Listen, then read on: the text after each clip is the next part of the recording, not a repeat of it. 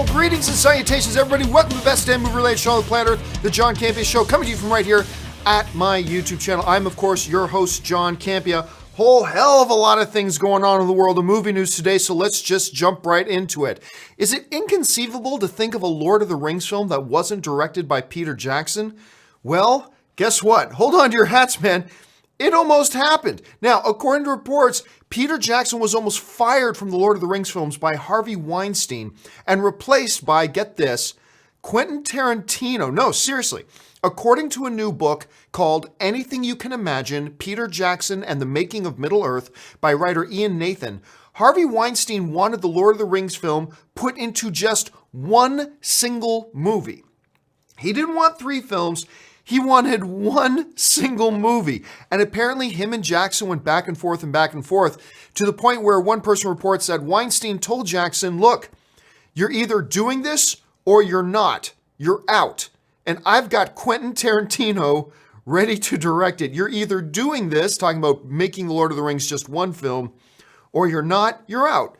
And I've got Quentin Tarantino ready to direct it. Now, it doesn't just stop there. Peter Jackson tells the story about other things that transpired between him and Miramax. Miramax, of course, was the company that Harvey Weinstein was running at the time. Peter Jackson recalls this. They said, a more radical, streamlined approach which would enable the story to be told in a single movie. Helm's Deep would be cut, Éowyn would replace Faramir as Boromir's sister, and the Barlog would disappear. Now, there's a bunch of things in there that are very disturbing, but the battle at Helm's Deep not being in the Lord of the Rings films? Are you kidding me? Now look, I'm always the guy who I say, hey, look, it's the producer's movie. It's the studio's movie. It's the producer's movies. They should have last say, yeah. Now, thankfully, eventually Miramax, the rights went over to New Line Cinemas and Miramax didn't have anything to do with it at that point, which is great. And history unfolded the way it should. But this is one of those situations where, I often will defend the studios and the producers, but how could anybody ever imagine that you could take these 3 tomes of the Lord of the Rings trilogy and make them into one movie? I don't know what on earth. Now, Harvey Weinstein, jackass that he is, he's made a number of very shrewd business moves while he's been in the business, including artistic filmmaking moves. He's done many smart things. I'm not going to take that away from him. But how anybody could have ever thought these films could have been made one.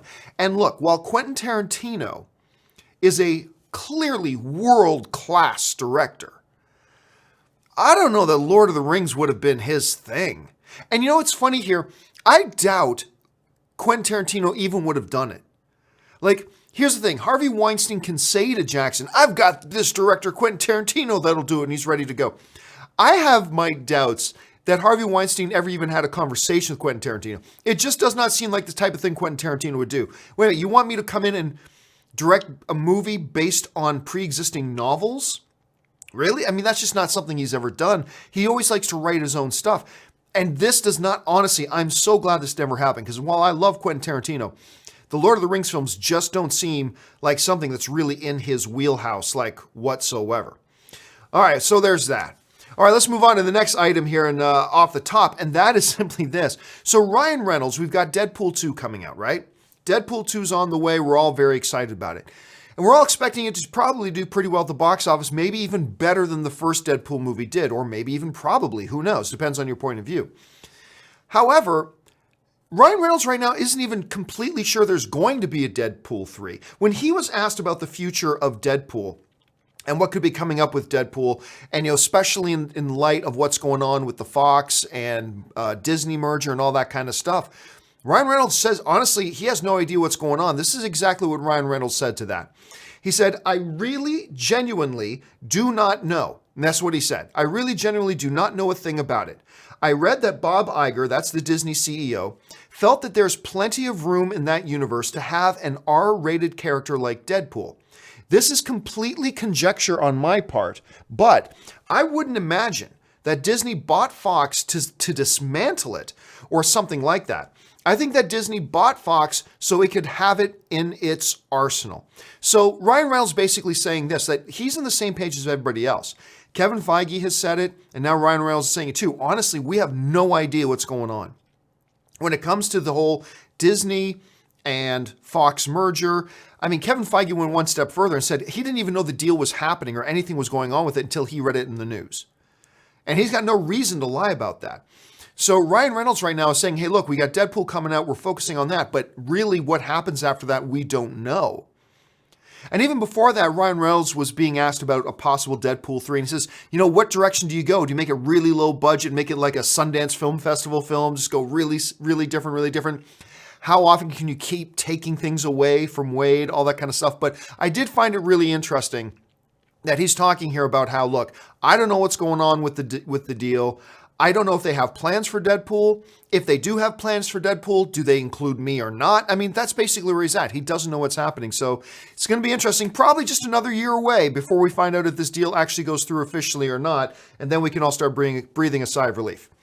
All right, with that out of the way, let's go on to the official movie news stories that we've got lined up here. And of course, Solo is coming out. And get this, apparently it is now tracking to do much better on its opening weekend than a lot of people, me included, ever thought it would. Now, according to Variety, the current Memorial Day weekend box office record, which is currently held by Pirates of the Caribbean at World's End, which debuted domestically in 2007 with 139.8 million, is about to get crushed by Solo.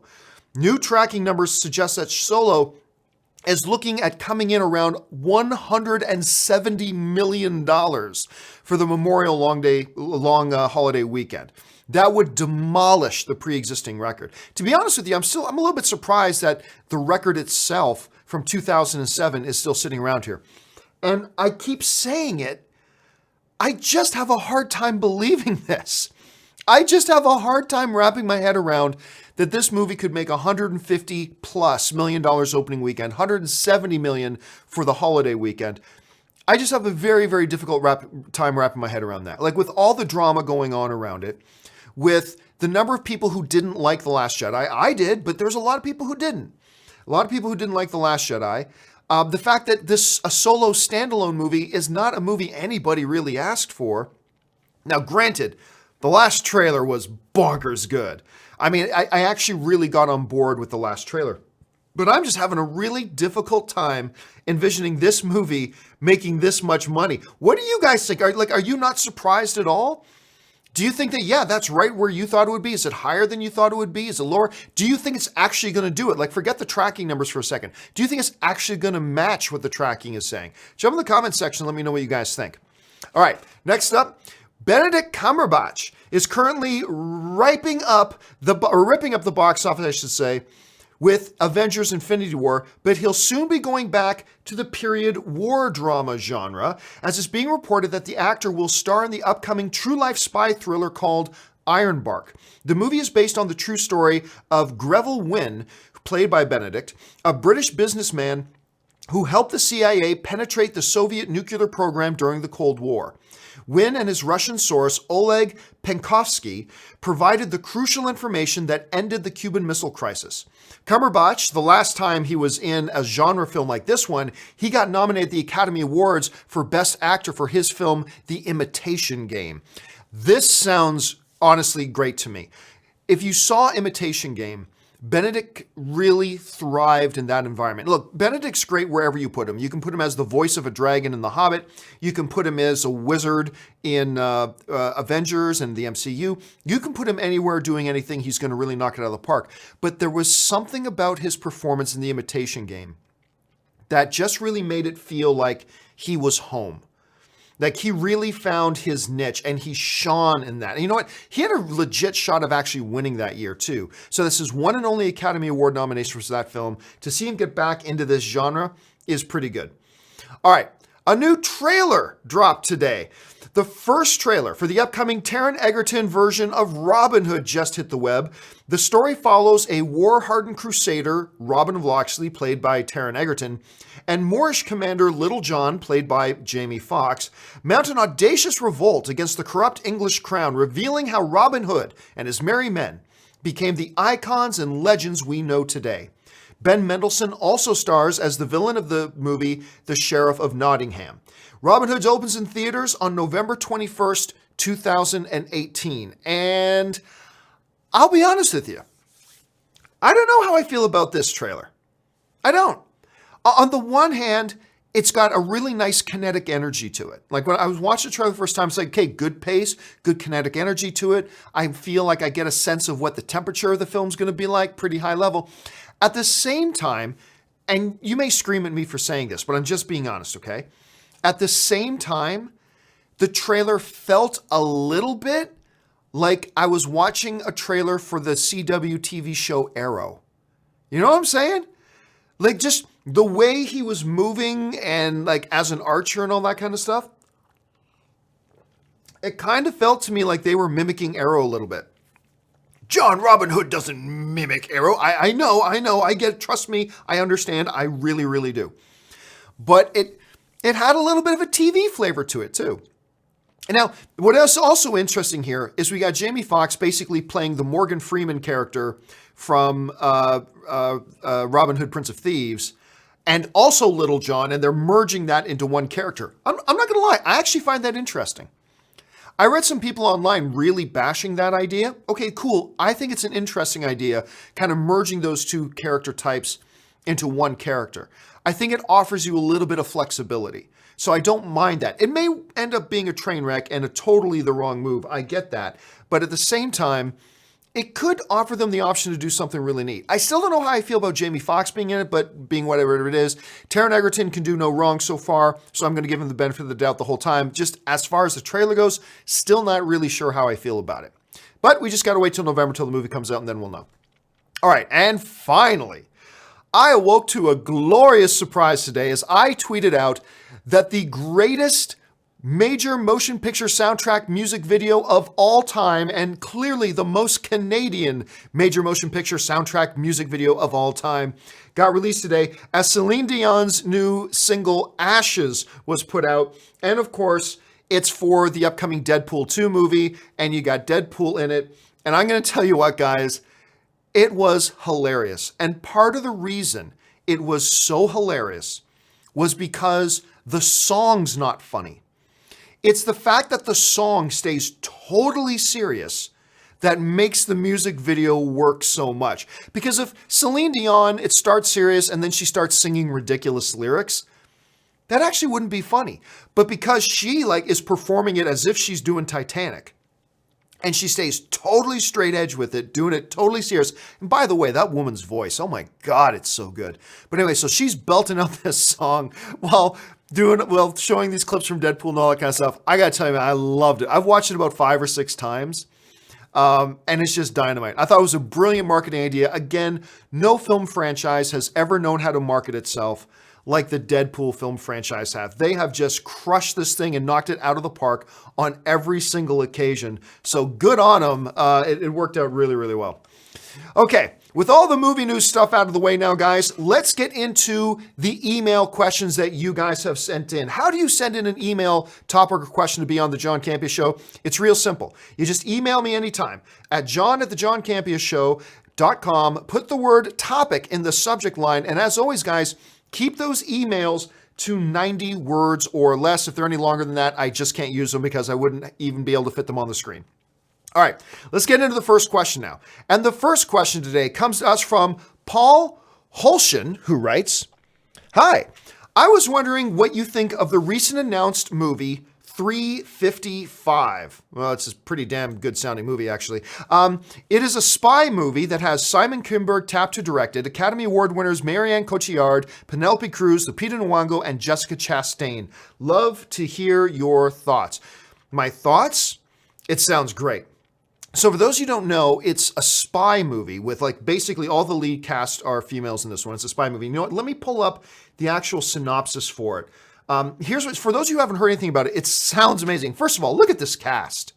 And by the way, look at these sidebars that Ray is putting together. Don't these look great? Anyway, good job, Ray. So here's the rundown of it. The story sees the 5 women banding together, overcoming their suspicions and conflicts to use all their considerable talents and training to stop a global organization from acquiring a weapon that could thrust the teetering world into chaos.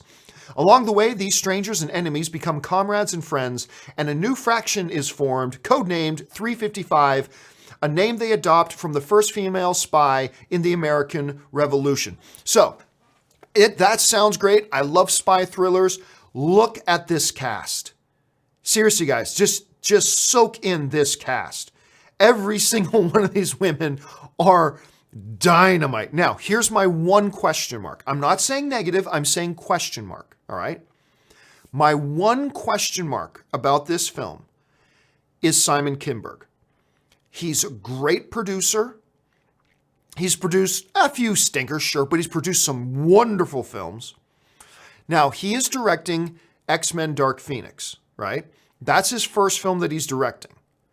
Since we have not seen this film yet, I don't know how to feel. So again, I'm not saying anything negative. I'm just saying I can't feel anything positive either. It's a question mark right now.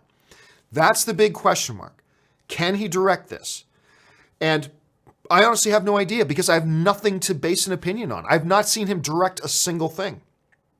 And until I get a chance to see X-Men Dark Phoenix and the way things are going and the way Fox keeps pushing off their films, who knows? This movie may come out before Dark Phoenix ever comes out, so who knows? But until I do get a chance to see Dark Phoenix, I'm not really going to know how to feel about this. It sounds great, terrific cast. I love the story idea.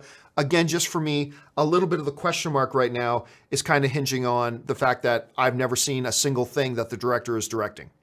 And until I do, I'm not going to feel real secure about it. All right, let's move on now to the next email. And the next email today comes to us from Derek Cain, who writes, since Infinity War is technically not a summer movie, I'm curious, what do you think the top 5 summer movies will be at the box office? Oh, that's a good question. There are some pretty major films, so which ones come out on top? Any surprises? All right, so yeah, technically you're right. I mean, when I think of Avengers Infinity War, I do think of a summer blockbuster. But technically speaking, because it opened in April, I guess technically speaking, it's not a summer movie. So what are going to be the big ones? We do have some huge ones coming out. Here's how I think it's going to shake out at the box office. It's really early. I may change my order of this as we get closer to some of these movies. But for now, here's how I'll pitch it. Honorable mention, all right? Ocean's 8. I think Ocean's 8 is going to do more business than people think. There are some people thinking Ocean's 8 is going to be a flop. I don't think it's going to be a flop. I think it's going to do pretty well. Not 700 million worldwide pretty well, but I do think it's going to do pretty well. Another honorable mention, Sicario 2. I mean, the first Sicario didn't do huge box office numbers. I expect this one to do better. You've got Josh Brolin in there right now, who's going to be hot this summer. I mean, this is the summer of Josh Brolin. So that's another honorable mention. And another honorable mention, you might be surprised I'm not predicting this to be in the top 5, but is Ant-Man and the Wasp. Now, Ant-Man and the Wasp is coming off of Avengers Infinity War, but I don't think there's a lot of connection there because the character... Minor spoiler for anybody who has not seen it, okay? This is not a major plot point, but minor spoiler, okay? I'm warning you. Ant-Man is not in Avengers Infinity War, so that negates a little bit of the momentum that you might have had in Ant-Man and the Wasp movie coming off. The first Ant-Man and the Wasp, or the first Ant-Man movie, I should say, made just over $500 million.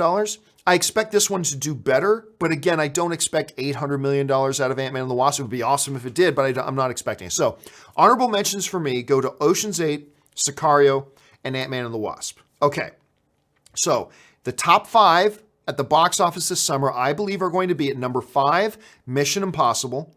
This movie looks great. I mean, every trailer that comes out is better than the last, and I've really, really enjoyed the last couple of Mission Impossible films. And I think more and more people are getting hyped up for it. So I see that coming at number 5. At number 4, Solo, A Star Wars Story. I don't see that movie cracking the top 3 at the box office this summer. Then again, I mean, I disagree with the tracking numbers, but who knows? We're going to have to wait and see. But I see Solo coming in number 4. In number 3 spot, I believe will be The Incredibles 2. Why not higher than number 3? Well, only 2 Pixar films in history have ever cracked $1 billion. And they barely crawled over the $1 billion mark. That was Finding Dory and Toy Story 3. And the last Incredibles movie made just over $600 million, I believe. So I don't see it doing like $900 million. Probably more than its original one did, but I don't see it being that big. So I see it coming in number 3. Coming in number 2, I believe, is going to be Deadpool 2. The first Deadpool made $770-something million, somewhere in that neighborhood. I believe it's going to build on that. It's going to improve. Maybe not quite the billion-dollar club, but I believe it's going to build on it and do pretty well. And then the number 1 box office movie this summer, I believe, is going to be Jurassic World. Again, I know a lot of people are doubting it. I doubted the first Jurassic World movie, and look what it did. It broke the opening weekend all-time box office record, made over $1.6 billion at the box office. Now, I don't expect Jurassic World Fallen Kingdom to equal that. I don't think this Jurassic World movie is going to make $1.6 billion, but I can see it joining the billion-dollar club, and I'm not quite sure any of these other ones are. So, number 5, Mission Impossible. Number 4, Solo. Number 3, Incredibles 2. Number 2, Deadpool 2. And I believe the number 1 box office movie this summer, understanding that we're not supposed to count Avengers Infinity War as a summer blockbuster, is going to be Jurassic World. So that's how I order it.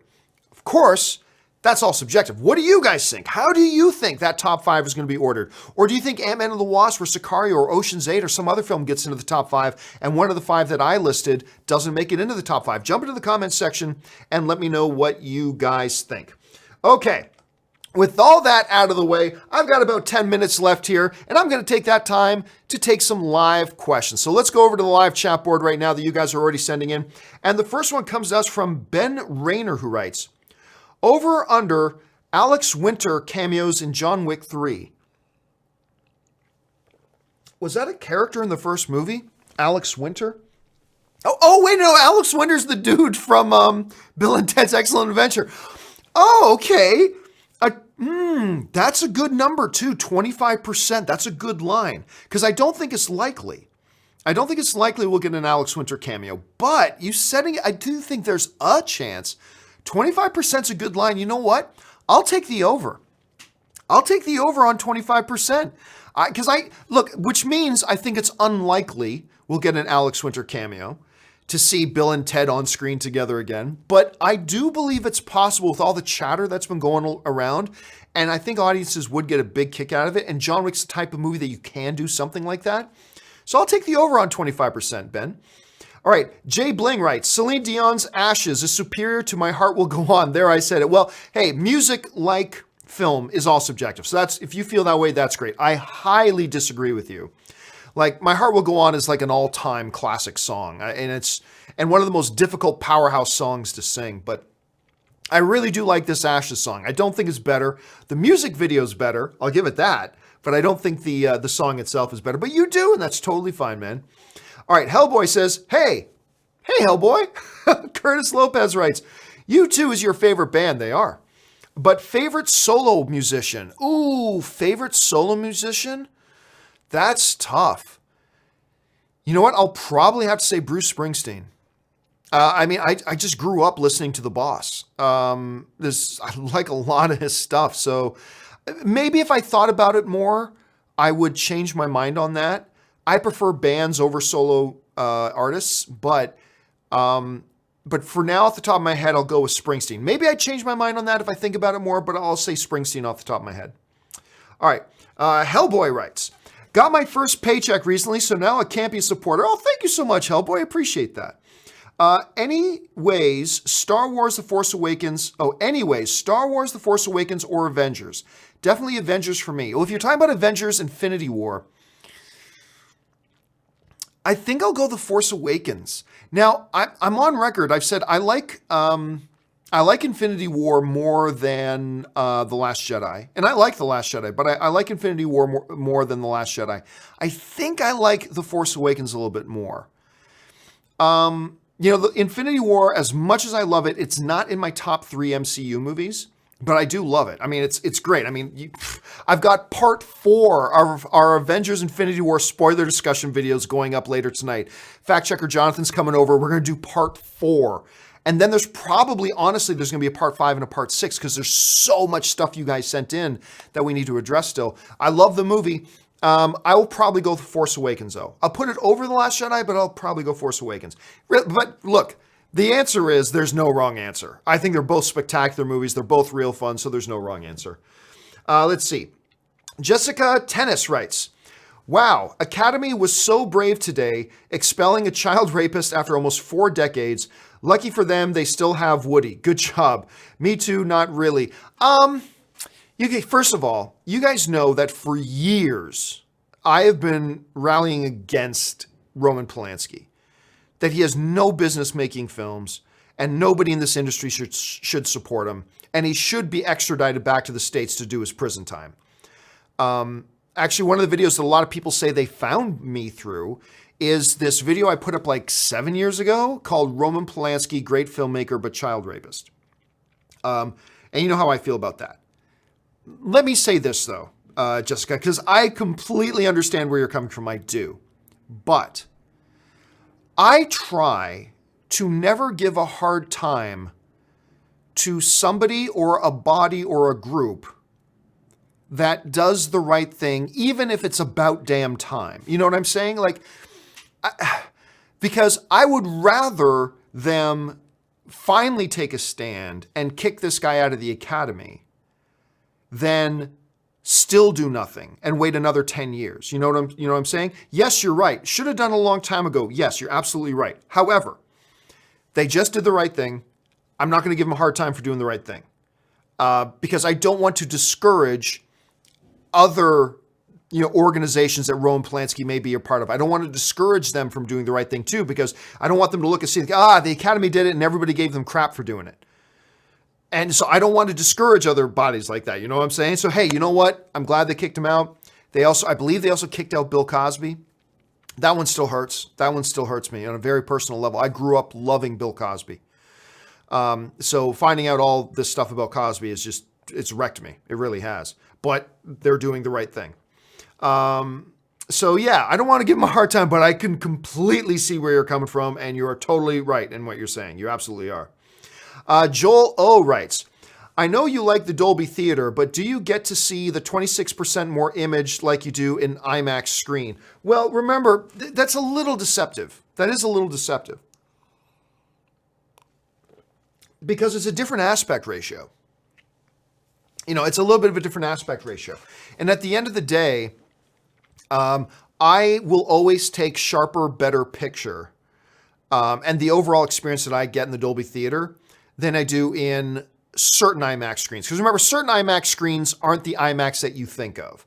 Like there's IMAX proper, and then there's IMAX, what some people refer to as LIMAX, which is a little bit different. So to me, it's still no competition. To me, the Dolby cinemas are still the better viewing experience. But that's just me. Other people like yourself, it all depends. Look, your mileage may vary. It depends on what it is you're looking for. And if that experience is the better experience to you, that's all that matters.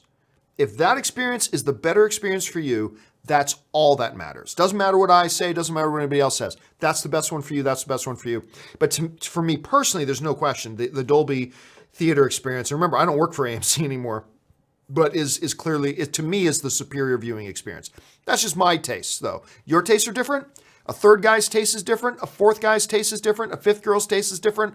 We all different tastes. It's all cool, but I still prefer the Dolby. Let's see here. Oops, we had a bit of a jump. Give me a second. Okay,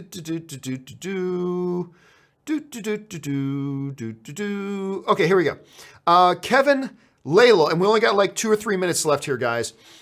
Kevin Laniel writes, took my mom to the movies last week. That's awesome. That's good on you, man.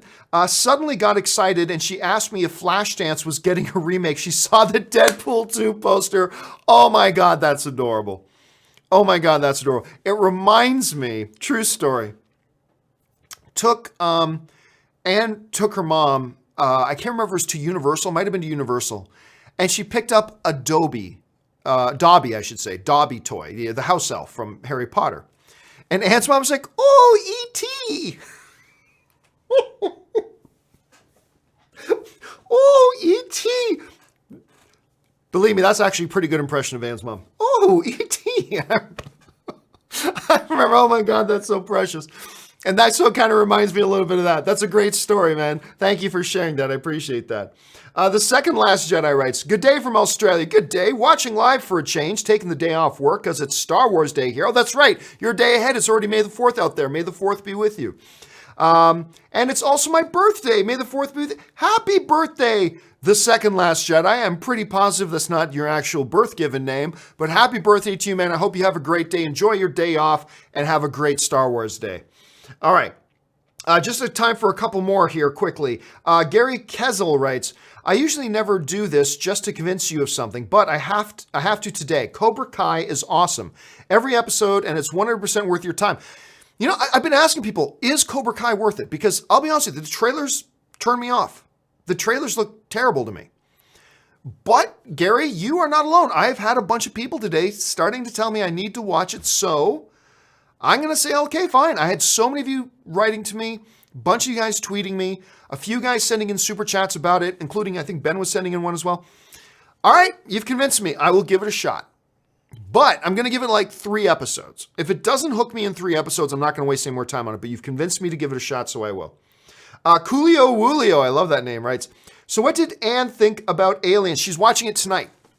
Tonight, we watch Aliens, and we're going to go shopping. We're going to go pick up some things for our yard, and then we're going to hunker in and watch Aliens tonight. So I'm kind of excited to watch it again, too. I haven't watched it in a few years, so I'm kind of pumped to watch it again. Coolio Willier writes, if you had to choose not ever to watch TV again or movies at the theater, what would you choose? Oh, I'd ditch TV. I don't want to ditch TV, but if you give me an option of never being able to watch TV again or never being able to go to a movie theater again, buy TV. Bye. No question for me. No questions. Not even a second of hesitation for me. Casey Link writes, after Infinity War, one question. How did Howard the Duck dust? I think that's probably going to be in a special DVD bonus feature. Is what they're going to do on there. Coolio writes, isn't it a bit early to definitively say that Infinity War is or isn't a complete story? No one actually knows until Avengers 4 is out. Oh, no, it's not. No, it is not too late. It's not too early. It is absolutely a complete story. There is nothing in Avengers Infinity War that is not a complete 100% first act, second act, third act, beginning, middle, and end, introduction, fleshing out, completion, resolution. It's all there. It's all there. I'm not going to go into why on this video because there may be people watching this video who haven't seen the movie yet, but there is absolutely no doubt it is a complete movie. It is going to be followed up with the next movie, as in all movies in the MCU are interconnected with their chapters. Just like, Age of Ultron is connected to and inspires and motivates and moves and sets up the things that happened in Avengers Infinity War. The events of Civil War is same thing with Infinity War. It's all connected for sure. And one chapter leads to the next chapter for sure. But as an individual standalone movie, it's a complete movie. You'll never win that argument against me. Coolio Rulio writes, I have to say, even though Alden Ehrenreich doesn't look like a young Harrison to me, the more I see of him, the more I see young Han, I'm sold. I'm with you. And here's the thing, too. And we got to end it after this question, guys. Don't worry. For all of you guys who have sent in questions that I'm not getting around to, don't worry. I'm going to take all those questions, and we're going to use them in the next companion video. So don't worry. Your questions that you sent in will get answered. They'll just get answered on the next companion video. That's one of the things to me. I don't give a shit if somebody they're bringing in looks like that person. I don't care. Because that is irrelevant. I mean, it's a nice little thing. It's nice optic. It's a nice optic for a minute. And don't get me wrong, even I go, wow, they really got somebody who really looks like that dude. Yeah, I do that too. But ultimately, at the end of the day, it doesn't matter. What matters is what kind of performance do they bring to it. That's all that matters. To me, at any rate. And I'm with you. I get the sense that I'm looking at a young Han Solo. When I'm seeing him act, when I'm hearing the way he's saying his lines, I'm like, yeah, this is pretty consistent with Han Solo. Now, is it going to be a really good performance as a younger iteration of Han Solo? Or is it just going to be a cheap Harrison Ford impression and impersonation? That's what they've got to avoid. And whether he can do that or not, we'll have to wait and see. The jury's out. I'm going to go see the movie 1 week from today. I get to see Han Solo on Thursday, next Thursday. So a week from today, I get to see the movie. And I'll be able to let you guys know, I think, the day after. Actually, no, I don't know when the review embargo lifts. It can't be too long. They usually lift the review embargo pretty shortly after they do the premiere. So I'll be able to let you know what I think about it shortly after that. All right, guys, that will do it for me for today's installment of the John Campea Show. Thanks so much for being here, guys. And listen, do me a favor. If you're new here or not new here, but if you like my programming, and if you're here, I must assume you must at least kind of like my programming, do me a favor. Head on over to www.patreon.com/John Campea. While you're there, you'll get all the information about what it means to be a Patreon supporter, how being a Patreon supporter keeps this show on the air, and also what benefits there are to being a Patreon supporter. And then maybe you'll want to become a Patreon supporter too. And if you do, that's awesome. And if you don't, that's perfectly fine. I'm just glad you're here being a film fan with us.